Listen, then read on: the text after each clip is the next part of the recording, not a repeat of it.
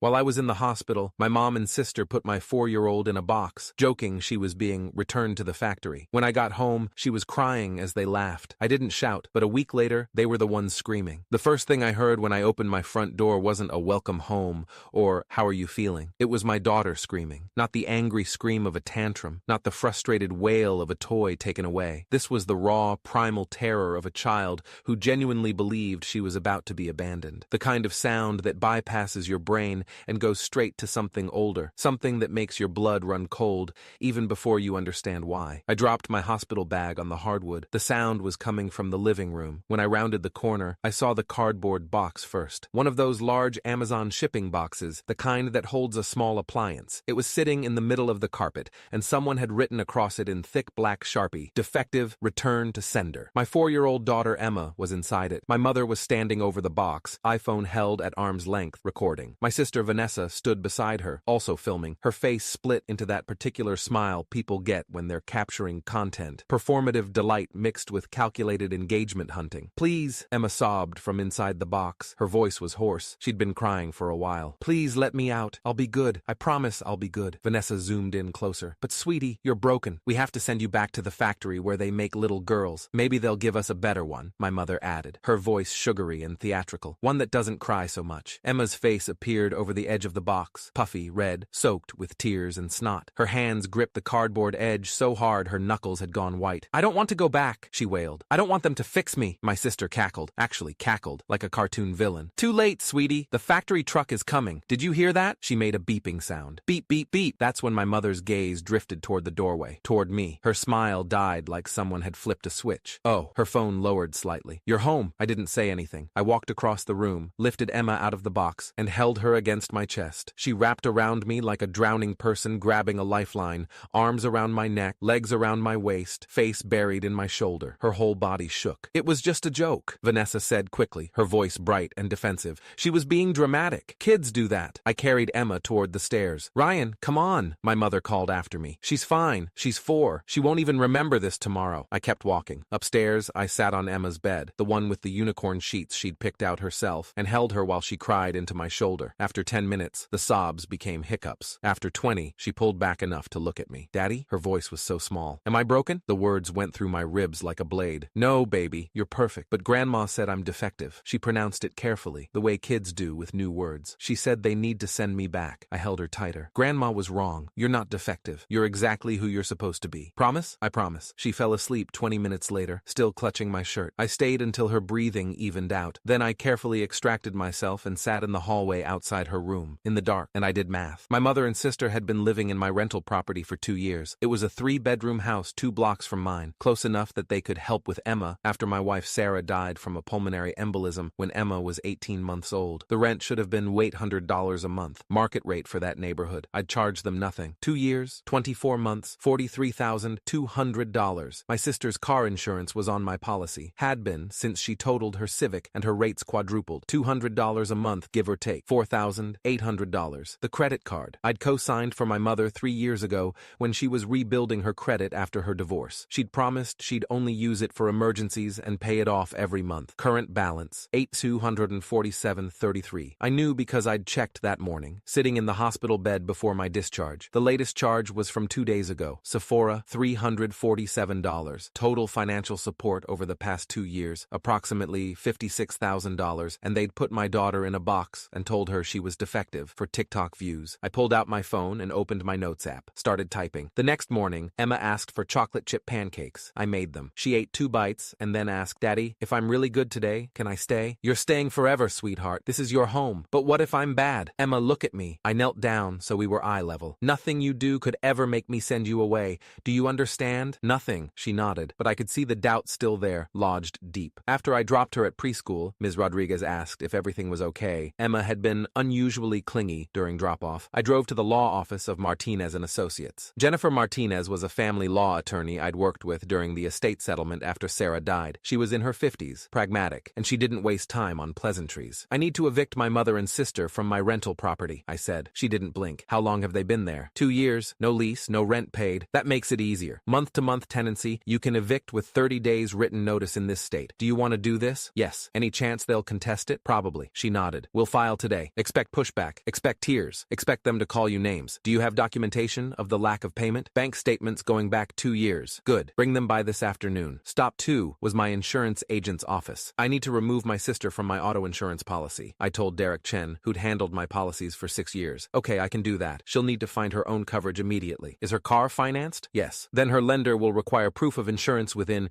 usually 10 to 30 days depending on the lender. If she can't provide it, they'll force place insurance at a much higher rate or repossess. Understood. Ryan, I have to ask, is everything okay? Everything's fine. Just making some changes. He processed the removal while I waited. Done. She's off the policy as of tomorrow. I'll send her an email notification tonight. Stop 3 was a phone call to Capital One. I'd been rehearsing what to say. I need to dispute charges on my account ending in 4739, I told the representative. Her name was Michelle. She sounded tired. Can I ask the nature of the dispute? Unauthorized usage. The card was co-signed for emergency use only by my mother. She's made approximately $8,000 in non-emergency purchases without my permission over the past 14 months. Casino withdrawals, luxury retail, restaurants. I see. And you're listed as the primary card holder? Yes. I'm going to open a fraud investigation. You'll need to submit documentation. Your co-signer agreement if you have one. Communication about the card's intended use. And you may need to file a police report. I'll do whatever's necessary. The account will be frozen pending investigation. Your mother will be unable to use the card during this time. I understand. Michelle paused. Sir, I have to tell you, if the investigation finds in your favor, your mother could face criminal fraud charges. I understand that too. That afternoon, Emma's preschool called. Hi, Mr. Patterson. This is Ms. Rodriguez. I wanted to check in. Emma's had a really hard day. She's been asking repeatedly if you're coming to pick her up, and when I assured her you were, she asked if you were going to send her back. Do you know what she means by that? My jaw tightened. Yes, something happened at home. I'm handling it. I see. Her voice was careful. Has there been any change in her home environment? Anyone new staying with you, or my mother and sister were watching her while I was in the hospital this week. They won't be watching her anymore. Silence on the other end. Then, Mr. Patterson, if there's anything we should know about Emma's safety, she's safe, I said. I promise you, she's safe now. It's handled. Okay. But if you need resources, counseling for her, or I'll look into it. Thank you for calling. After I hung up, I sat in my car in the law office parking lot and called Dr. Lisa Mendoza, a child psychologist who'd been recommended by Emma's pediatrician months ago after Emma had started having nightmares following Sarah's death. Dr. Mendoza's office. Hi, this is Ryan Patterson. I need to schedule an appointment for my daughter Emma as soon as possible. She's 4 and she's been through a traumatic incident. I'm so sorry to hear that. Dr. Mendoza has an opening Friday at 2. Would that work? Yes, thank you. 3 days later, my mother called. I was making dinner, mac and cheese, Emma's favorite, when my phone lit up. Mom's cell. I put it on speaker. We got an eviction notice. Her voice was tight, controlled, delivered by a process server. I know. Why are you doing this? I turned off the stove. You put Emma in a box and told her she was defective. You filmed her crying and begging you to let her out. It was a joke. My God, Ryan, it was a joke. She's fine. She asked me if she was broken. She's 4 years old, and she asked me if I was going to send her back to the factory. Silence on the other end. You're overreacting, she said finally. You're upset because of the accident, and you're not thinking clearly. I have 30 days to give you. You have 30 days to leave. Ryan, I hung up. 53 minutes later, my sister called. I didn't pick up. She called again and again. On the 4th call, I answered. My insurance was canceled, Vanessa was screaming. I got pulled over for a broken taillight, and I don't have insurance. Do you know what the fine is? Get your own policy. I can't afford it. They quoted me $350 a month because of my accident history. You should have thought about that before you put my daughter in a box.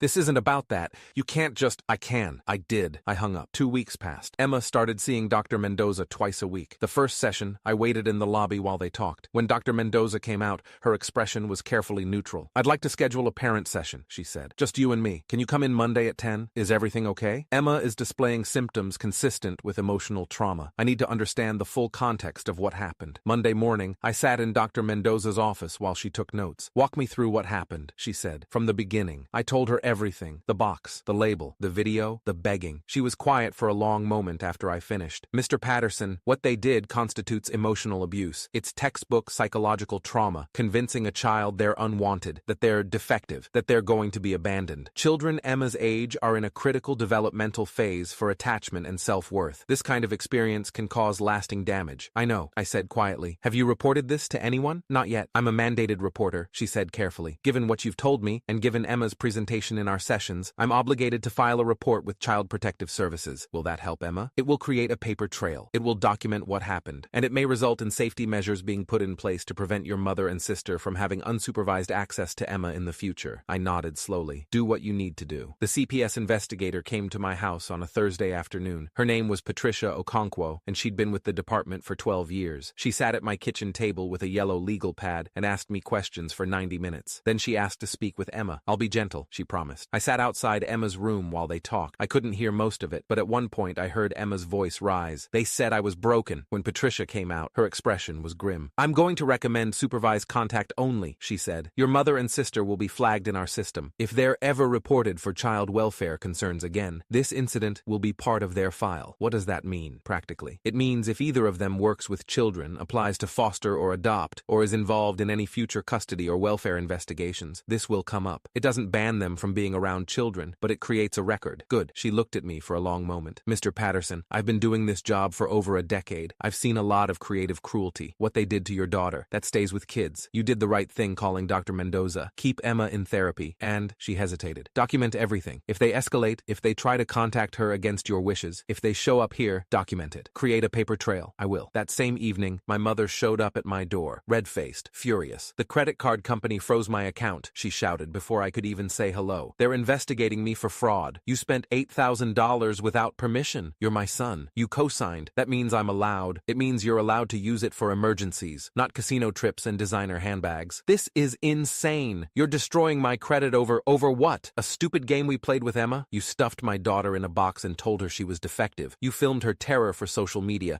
and you're calling it a game. My sister's car pulled up behind my mother's. Vanessa got out, mascara streaked down her face. This is insane, she shouted, storming up the driveway. We're family. You don't do this to family. Family doesn't traumatize children for TikTok content. Mom's voice cracked. You're really doing this? You're really throwing us out, ruining our finances, destroying our lives, over one mistake. I pulled out my phone, opened my downloads folder, found the video. You uploaded the video to TikTok, I said quietly. Caption, when kids act up, parenting humor, return to sender. You got 1,600 views before you deleted it. Both of them went still. I downloaded it before you took it down. I turned the screen toward them, hit play. Emma's face filled the frame, her terrified eyes, her small voice begging them to stop, promising to be good, asking what she did wrong. Vanessa's voice in the background. Should we poke holes in the box so she can breathe? Nah, defective ones don't need air. Both of them laughing. Emma sobbing. The video was 6 minutes and 43 seconds long. My mother's face drained of color. Where did you? I sent this to CPS, I said. Last night. My sister's mouth opened. No sound came out. And I sent it to Aunt Karen, Uncle Mike, Grandma Helen, your cousins Jessica and Tom, your old college roommate Linda, everyone who follows you on social media, 37 people total, with a full explanation of what you did while I was in the hospital recovering from a car accident. You didn't, my mother whispered. Check your Facebook. Vanessa pulled out her phone with shaking hands. I watched her scroll, watched her face crumble. Oh my God, she breathed. Oh my God, everyone, they're all commenting, I said. Yes. My mother grabbed the porch railing. Her knuckles went white. You had no right. CPS investigated yesterday, I continued. Patricia Okonkwo, senior investigator, 12 years with the department. She interviewed me, she interviewed Emma, she reviewed the video, and she reviewed Dr. Mendoza's preliminary assessment. Her conclusion, you're both unfit for unsupervised contact with children. It's in your permanent file now. They can't do that, Mom lurched forward. We didn't hurt her. We didn't touch her. Emotional abuse is still abuse. Dr. Lisa Mendoza, licensed child psychologist, 14 years in practice. She diagnosed Emma with acute psychological trauma resulting from the incident. It's documented. We'll fight it, Vanessa said, but her voice shook. We'll get a lawyer. We'll prove you're lying. With what money? I asked. Your insurance is gone. Your credit is frozen. You have 18 days to vacate my property,